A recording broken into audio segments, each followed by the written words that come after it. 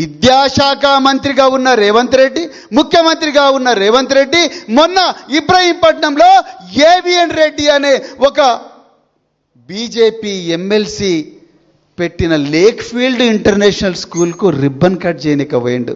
నేను అడుగుతున్నా, lake field international స్కూల్లో ఫీజు ఎంత ఉంటుంది? 5 లక్షలు ఉంటుంది.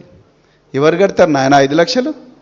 నీ కొడుకు కడతాడేమో రేవంత్ రెడ్డి, నీ బిడ్డ కడతాడేమో, నీ మనవాడు కడతాడేమో, మా బిడ్డలు కట్టలేరయ్యా.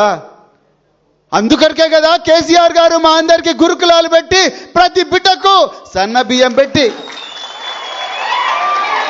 2 సార్లు నెలకు 2 సార్లు చికెన్ పెట్టి, నెలకు 2 సార్లు మటన్ పెట్టి, 4 సార్లు చికెన్ పెట్టి, నెయ్యి పెట్టి, సన్న బియ్యం ఇచ్చి ఆంగ్ల భాషలో విద్యాబోధన నేర్పించి, ఇక్కడ మీ దాంట్లో చాలా మంది కూడా మా దగ్గర చదువుకున్నారు.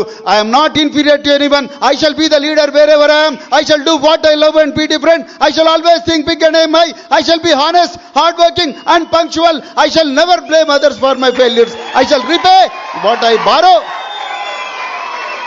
I shall neither beg nor cheat. I shall never fear the unknown. I shall never give up అనే ఒక కొత్త భాషను తెలంగాణ బిడ్డలకు నేర్పించింది కేసీఆర్ కాదా? అలాంటి ఆనవాళ్లను చెరిపేయాలని చూస్తున్న నువ్వు చరిత్రహీనుడివి కాదా రేవంత్ రెడ్డి గారు? ఒక్కసారి ఆలోచించండి. వీటి గురించి కదా మనం ఈరోజు రోడ్డెక్కాల్సింది.